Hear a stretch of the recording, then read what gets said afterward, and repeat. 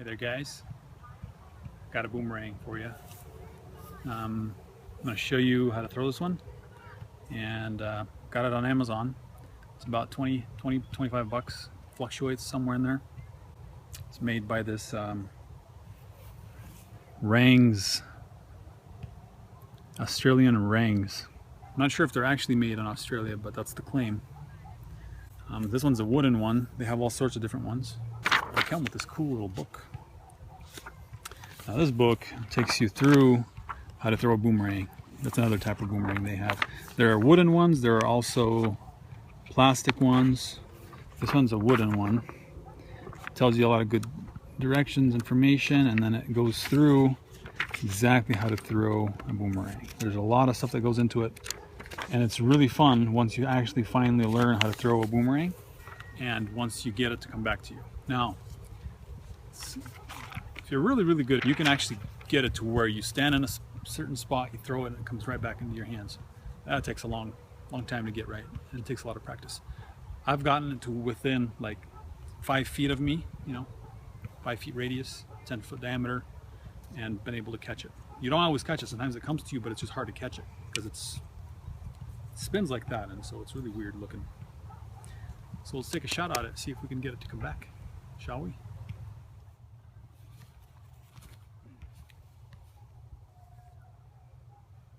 Coming for me.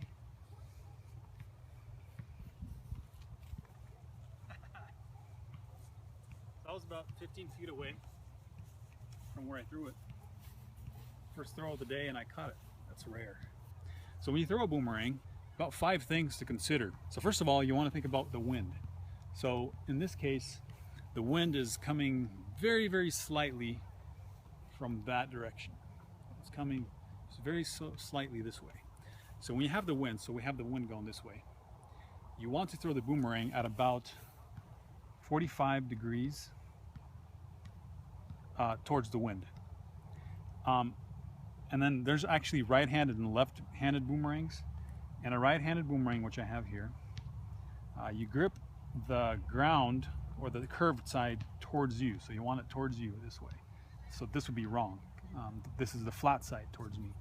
You want the curved side towards yourself. And then you throw it at about 45 degrees into the wind. So this would be about 90 degrees. And I want to go somewhere between 45 or less. The stronger the wind, the more into the wind you throw. And it's just trial and error for a lot of it to get the perfect angles. The next thing to consider is the angle, it's called the layover. So how far over you do this with the boomerang. You want it almost vertical, almost always. If it's super calm, like zero wind, you will start to lay it over just a little bit, and that way it comes back in calmer wind. But the more wind you have, the more vertical you throw and the more into the wind you throw. The other thing to consider is you want to make sure that when it leaves your hand, it spins. So that's why I grab it like this, and when I throw it, I let it spin like that.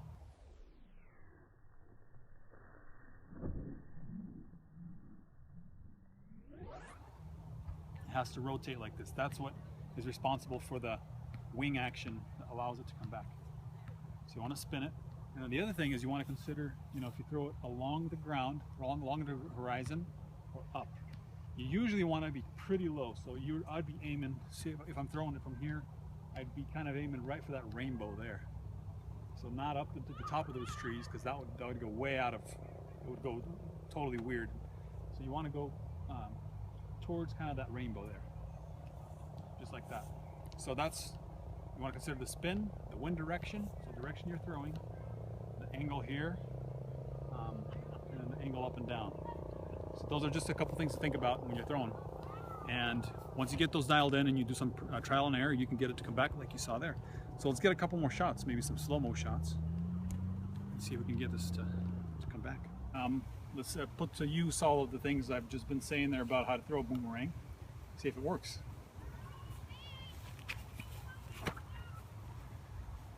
Coming right at me. Maybe a little bit over here.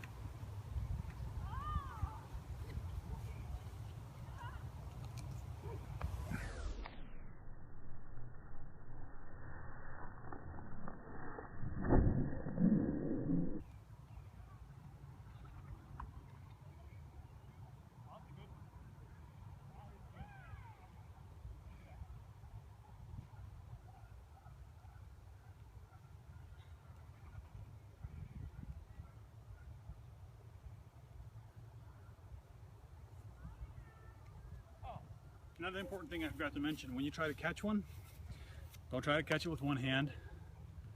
Try to have some shades on if you can. It's kind of dark for those now. And when you're catching it, you want to do an alligator. Keep it far away from your face and just try to just do that. It works a lot. It works pretty good usually. It's really hard to catch it with one hand because it's spinning so fast and you don't know where to grab, and it'll hit your knuckles and that hurts. So that's a tip. So the quality of this boomerang, I've had it for about a month now. I've been really torturing it.